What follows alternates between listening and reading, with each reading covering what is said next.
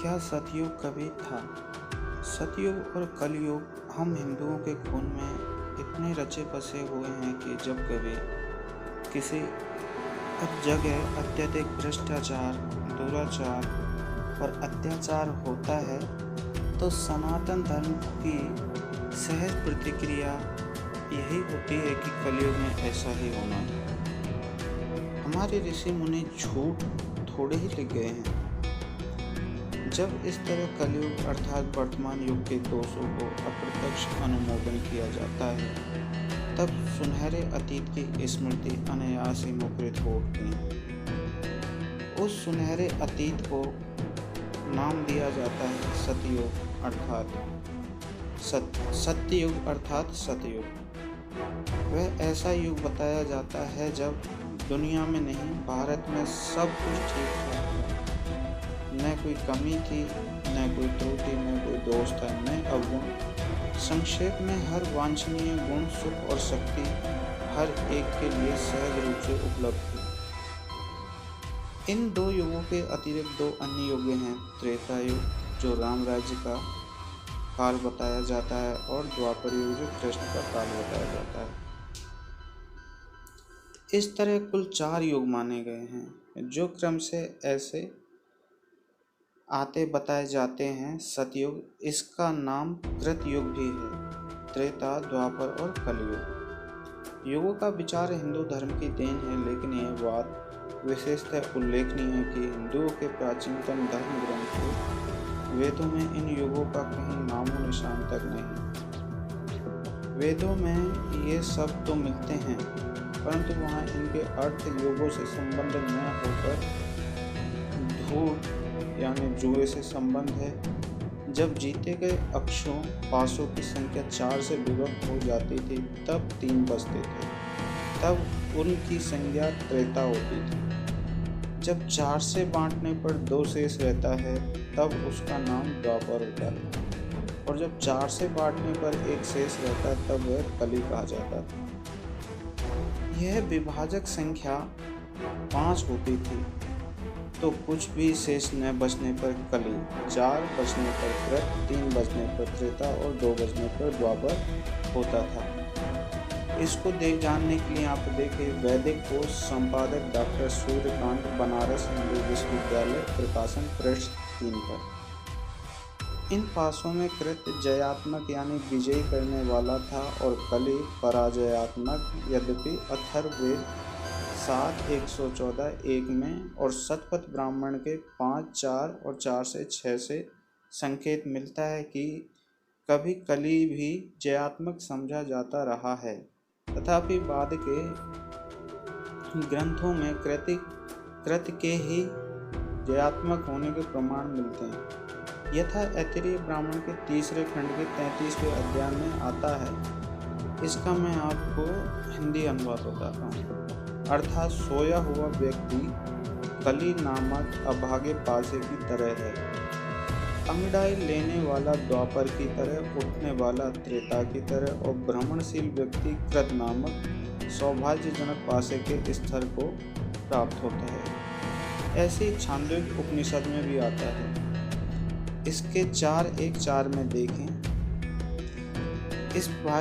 इस पर भाष्य करते हुए आदि शंकराचार्य समय 8वीं शताब्दी में लिखा है। मैं इसको हिंदी में बताता हूँ। अर्थात लोग दुनिया में भ्रूत क्रीड़ा के समय 4 अंक वाला कृत नामक पासा प्रसिद्ध है। जब भ्रूत में प्रवृत्त हुए पुरुषों का वह कृत नामक पासा जय प्राप्त करता है, तब उसके द्वारा विजय प्राप्त करने वाले को ही 3, 2 और 1 अंक से युक्त त्रेता, द्वापर और कली नामक नीचे के पासे भी प्राप्त हो जाते हैं, अर्थात उसके अधीन हो जाते हैं। तात्पर्य यह है कि 4 अंक से युक्त घृत नामक पासे में 3, 2 और 1 अंक वाले पासे भी विद्यमान रहने के कारण वे भी उसी के अंतर्गत हो जाते हैं।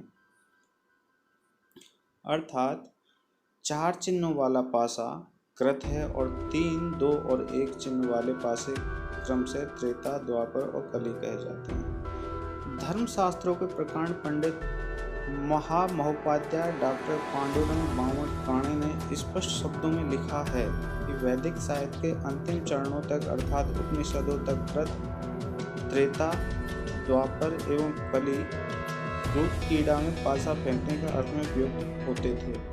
यहाँ तक कि महाभारत में भी कृत और द्वापर शब्द उसी के अर्थ के लिए प्रयोग किए जाते हैं। विराट पर्व के 50 और 24 में देखें धर्मशास्त्र का इतिहास, हिंदी अनुवाद, जिल्द 2, पृष्ठ संख्या 983 पर।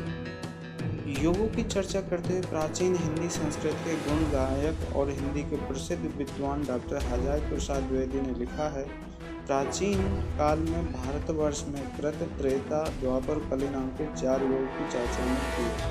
ब्राह्मण और उपनिषद ग्रंथों में भी इन शब्दों का प्रयोग मिल जाता है। प्रयोग तो ऋग्वेद और अथर्ववेद में भी खोजा जा सकता है, पर वह अधुनातन प्रचलित अर्थ में कदाचित नहीं है। वेदों में जुए रूप के दोषों को कृत, त्रेता, द्वापर, कली कहा गया है और निसंदेह कली बुरी ढंग का दाव है। मध्यकालीन बौद्ध का स्वरूप पृष्ठ संख्या 12 में देखें। कृत क्योंकि ध्रुव में जीत लाने वाला था, अतः वह धीरे धीरे अच्छे और शुभ का वाचक बन गया। त्रेता उसकी अपेक्षा कुछ कम अक्षय अंक का प्रचारक बना, तो कली उससे भी कम अर्थात बुरे का सूचक बन गया। इसलिए महाभारत के अपेक्षाकृत प्राचीन अंशों में कृत आदि का अर्थ राज्य प्रबंध के अच्छे व उत्तरोत्तर कम अच्छे होने के संदर्भ में किया जाता है। शांति पर्व के अध्याय 669 में आता है। मैं इसका हिंदी में अनुवाद बताता हूँ। अर्थात जब राजा राज्य का प्रबंधन अच्छी तरह से करता है, उसे 4 अंशों में करता है, तब कृत योग होता है। जब राजा राज्य प्रबंधन के 1 अंश का त्याग करके केवल 3 अंश का पालन करता है, तब त्रेता योग होता है। जब राजा राज्य प्रबंधन के 2 अंशों को त्याग कर केवल 2 अंश का पालन करता है, तब द्वापर योग होता है। और जब राज्य प्रबंधन की ओर जरा भी ध्यान न देते हुए अन्याय से प्रजा का क्लेश देता है, तब कलियुग होता है। राजा भी कृत सत्य युग का करता है और वही त्रेता है, द्वापर कलियुग का करता है। योग कारण राजा है। महाभारत में जो बात कही गई है उसे मिलती उसकी मनु स्मृति में भी मिली है। मनु ने कहा है, मैं इसको हिंदी में आपको बताता हूँ। मनु स्मृति के 9वें अध्याय में के 301 और 302 में आप देखें कि अर्थात सतयुग, त्रेता, द्वापर तथा कलियुग में 4 युग राजा के ही चेष्टा विशेष आचार व्यवहार से होते थे। अतएव राजा ही युग कहलाता है। राजा की सृष्टि सुस्त अर्थात अज्ञान और आलस आदि कारण उद्यमहीन होने पर कलियुग, उसके जागने अर्थात जानते हुए भी उद्यम न करने पर द्वापर युग, उसके कर्म अर्थात संधि युद्धादि राजकार्य में लगे होने पर त्रेता युग और शास्त्र अनुसार आचरण करने वाले राजा के होने पर सतयुग होता है। योग का ऐसा कोई विवरण वैदिक या प्राचीन साहित्य में कहीं भी नहीं मिलता, जिससे संकेत मिले कि बाद में रचे पुराणों के आधार पर जन सामान्य में प्रचलित सतयुग आदि का विचार वेद, ब्राह्मण ग्रंथों और उपनिषदों से अनुमोदित प्रेरित है। यहाँ यह उल्लेखनीय है कि युग शब्द का अर्थ वैदिक या उत्तर वैदिक में हजारों वर्षों की एक सी स्थिति वाली अवधि कभी भी नहीं रहा।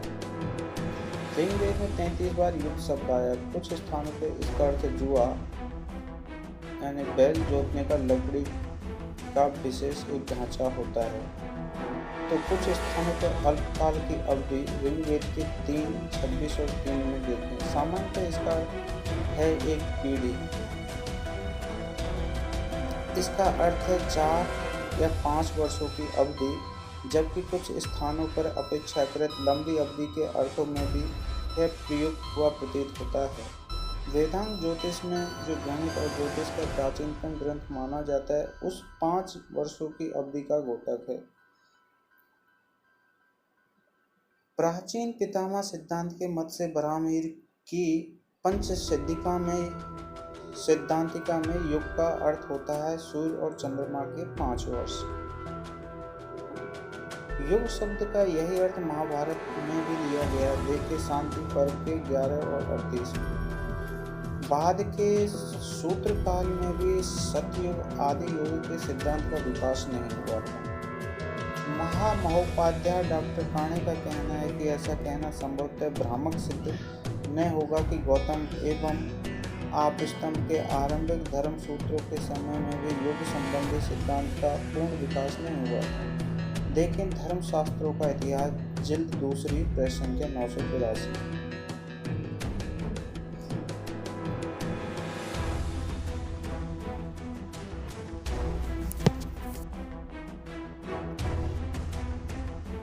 युगों के सिद्धांत का उदय। शिलालेखों के अध्ययन से पता चलता है कि अशोक के समय से युगों से संबंधित कुछ बातें प्रचलित हो गई थीं, यद्यपि वे इतनी स्पष्ट नहीं थी जितनी बाद के ग्रंथों से मिलती है। 3री या 4ठी शताब्दी के पल्लव राजाओं के एक शिलालेख से इस शिलालेख में लिखा है, मैं इसको हिंदी में आपको बताता हूँ, अर्थात कलयुग के बुरे प्रभावों के कारण गर्त में पड़े धर्म को निकालने में सदैव तत्पर कलयुग को अधर्म का युग कहा गया है। इससे स्पष्ट है कि युगों के सिद्धांत का उदय ईसा पूर्व 2-1 शताब्दियों में हुआ और ईसा की आरंभिक शताब्दियों में इसका विकास हुआ।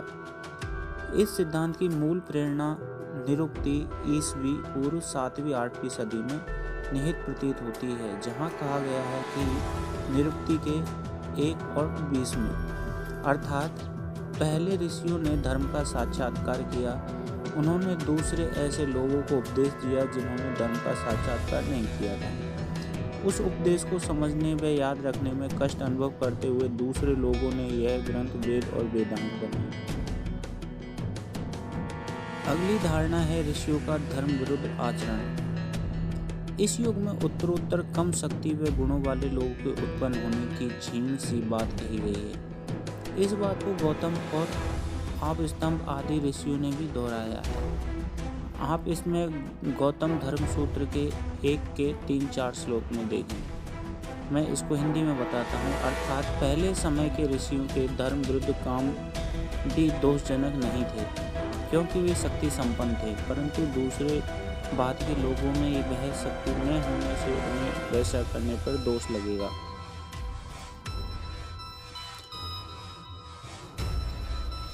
अगला है, यहाँ यह बात ध्यान देने योग्य है कि इन धर्म सूत्रकारों की नज़रों में पहले के अर्थात कथित सतयुग के ऋषि धर्म विरुद्ध भी आचरण किया करते थे, जबकि पुराणों में सतयुग को पूर्ण धर्म में युग कहा गया है। इस तरह के विचारों पर प्रामाणिकता की मोहर लगाने के लिए ऋग्वेद का सहारा लिया गया, जिसमें एक जगह अपने साथ शारीरिक संबंध स्थापित करने के लिए दुराग्रह कर रही बहन से भाई कहता है।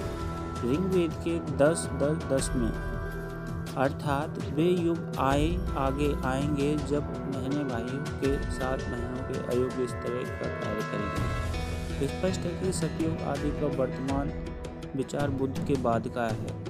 जब ब्राह्मण धर्म पूरी तरह परास्त हो चुका था, उस समय बुद्ध और बौद्ध के प्रहारों से तंग आए और अपने यजमानों के आगे आंख न उठा सकने वाले ब्राह्मण पुरोहितों ने धीरे धीरे, विशेषतः अशोक के काल में और उसके बाद अपनी कमजोरी और पराजय समय के सिर मरने के लिए सतयुग आदि का सिद्धांत गढ़ा। उन्होंने कहा, अब हमारी जो दुर्वस्था है वह हमारे दोषों के कारण नहीं, ऐसा नहीं कि हमने त्रुटियां हैं या हमारे सिद्धांत गलत है या हमारे वेदादि धर्म ग्रंथ झूठे हैं, वह सब कुछ ठीक है। दरअसल हमारी स्थिति कली के कारण बिगड़ गई है। कली क्योंकि जुए में हार की स्थिति थी, अतः अपनी हार के समय को कलिकाल अथवा कली युग बताया गया। उन्होंने कहा कि जैसे कली के कारण धूप में हार है, ऐसे ही कलयुग के कारण हमारे धर्म की हार हुई है। इसी तरह अन्य पासों से अन्य युगों की कल्पना की गई। कृत पासे से क्योंकि जीत होती थी, अतः ब्राह्मण धर्म के अतीत उत्थान काल को कृत व सतयुग कहा गया। बाद में इसमें उत्तरोत्तर बातें जोड़ी जाती रहीं। सतयुग का वर्णन विभिन्न ग्रंथों में विभिन्न प्रकार से किया गया है। प्रत्येक ग्रंथ के विवरण को न तो यहाँ प्रस्तुत किया जा सकता है और न वैसा करना बुद्धिमत्ता ही होगी, क्योंकि प्राय सभी विवरण शब्दों के हेरफेर या एकाध एक दूसरे से न मिलने वाली बात के सिवा अधिकांश में एक समान ही है। नीचे 2-4 ग्रंथों में से सतयुग का वर्णन करने वाले स्थल प्रस्तुत हैं, जिसमें विष्णु पुराण के 3:2-55 में कहा गया है, परमात्मा सतयुग में कपिल आदि का रूप धारण कर परम ज्ञान का उपदेश करते हैं। वहीं श्री गरुड़ महापुराण में 215 के 5-6 श्लोक में, अर्थात सतयुग में धर्म के चारों पाद सत्य, दान, तप और दया होते हैं। मनुष्य संतुष्ट और ज्ञानी होते हैं, तब मनुष्य की आयु 4000 वर्ष होती है।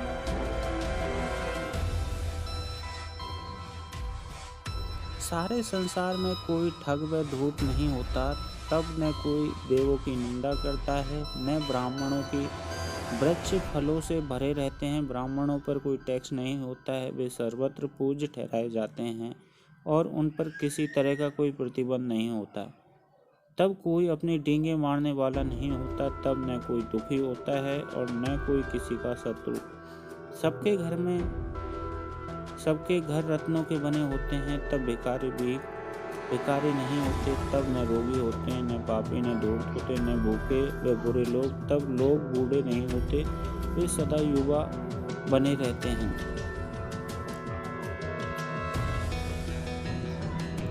सिद्धांत की प्रामाणिकता। इन वर्णनों से सतयुग का जो रूप उभरता है वह यह है कि उस युग में न लड़ाई झगड़ा होता था, न किसी को कोई चोर लुटेरे का भय था, न लोग व्यभिचारी अत्याचारी आदि थे। सब एक ही धर्म और एक ही ईश्वर को मानते थे। तब न कोई बीमार थी और न संतान, न कोई कमजोर होता न बूढ़ा। सबकी आयु एक के मत में 400 साल थी, दूसरे के मत से 4000 वर्ष और तीसरे के मत से 1 लाख वर्ष थी। माता पिता के जीवित रहते संतान की मृत्यु नहीं होती थी। किसी को कोई दुख न था, अनाज की कमी नहीं थी, सब और शांति थी, सब ज्ञान और संतुष्ट थे। सब एक के मत से नारायण और दूसरे के मत से परावा के भक्त थे। सब वैष्णव थे, कोई भिखारी न था और कोई पापी न था। अब देखना यह है कि यह योग का सिद्धांत इतिहास व अन्य अविश्वसनीय आधारों से सही प्रमाणित होता है या नहीं। यदि सही प्रमाणित हो तब तो इस सिद्धांत को वैज्ञानिक तत्व स्वीकार न होगा, अन्यथा कपोल कल्पना। मात्र भारत के लिए योगों के सिद्धांत के बारे में विशेष रूप से जो सबसे पहली बात ध्यान देने योग्य है वह यह है कि ये सारे संसार के लिए न होकर केवल भारतवर्ष के लिए ही कहे गए हैं। इसको प्रमाणिकता के लिए हम ब्राह्मण पुराण के 1, 29 और 33 श्लोक में देख सकते हैं, भीष्म पर्व के 10:3 में और मत्स्य पुराण के 142 के 17वें श्लोक में। मैं इसको हिंदी में बताता हूँ आपको कि हे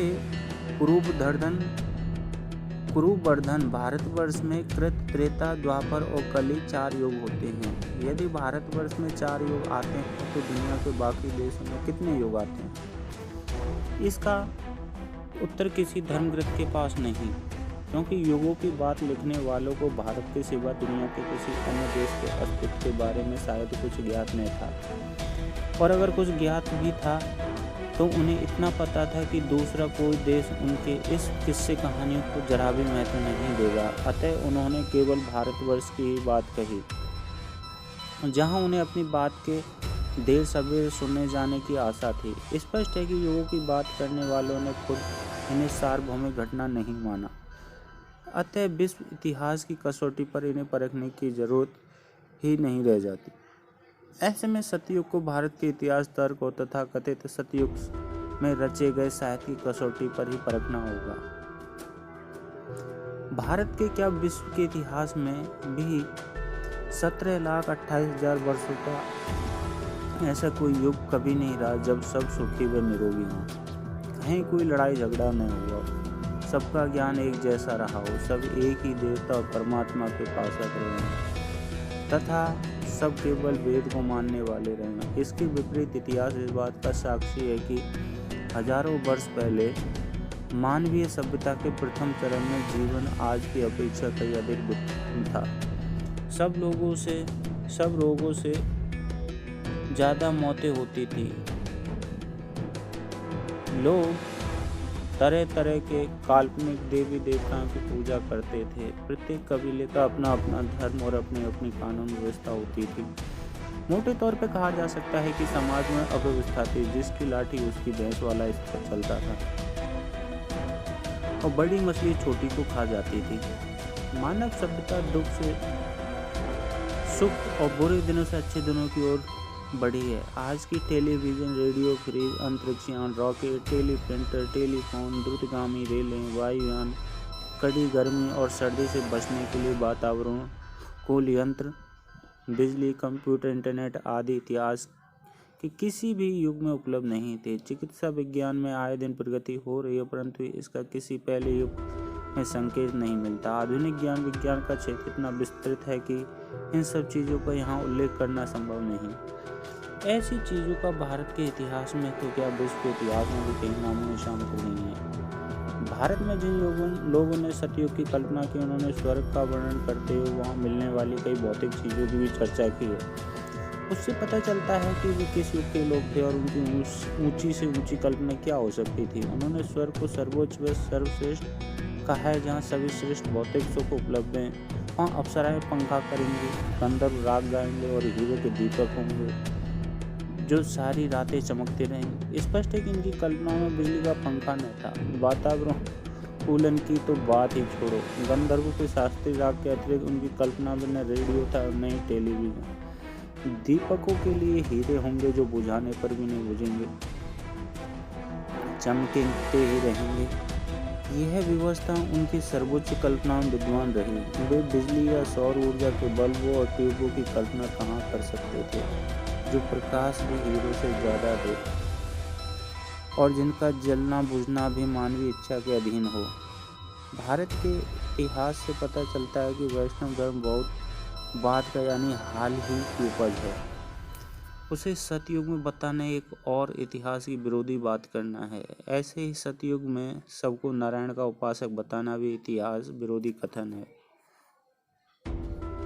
सतयुग तर्क की कसौटी पर।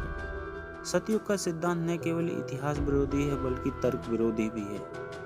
यह मानना है कि 17 लाख वर्ष तक एक सी स्थिति थी, सबका ज्ञान एक सा था, सबका धर्म एक सा था, सबका उपास्य एक ही देवता था और सबका धर्म ग्रंथ एक ही वेद थे, बिल्कुल गप है।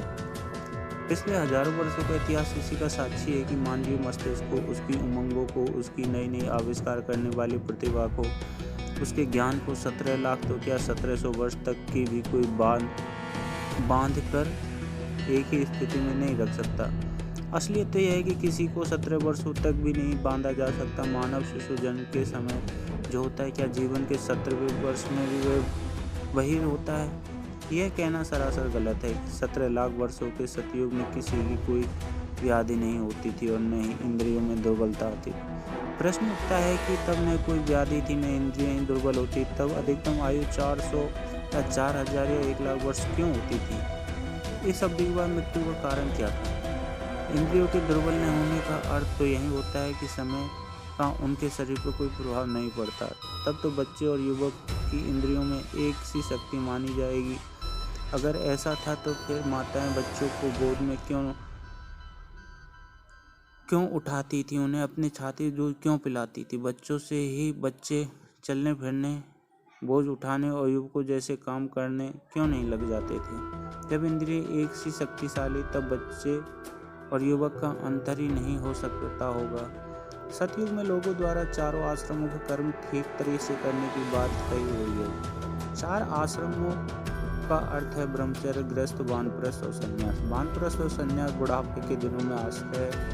पहले वानप्रस्थ में संन्यास में वानप्रस्थ आश्रम के विषय में धर्मशास्त्रों का मन है। मनुस्मृति के छेदों में आप देखेंगे, अर्थात जब गृहस्थ अपने शरीर के चमड़े को सिगड़ा हुआ, अपने बालों को पका हुआ तथा अपने पौधे का मुख देख ले, तब उसे वानप्रस्थ में प्रवेश करना चाहिए। यदि सतयुग में आश्रमों का पूरी तरह से पालन हो रहा हो तो स्पष्ट है कि लोगों में बुढ़ापे के चिन्ह दिखाई देते थे। जब बुढ़ापे के चिन्ह थे तो साफ ही इंद्रियों में दुर्बलता भी आती थी। ऐसे ही यह कहना ही गलत है कि तब कोई भिखारी नहीं था।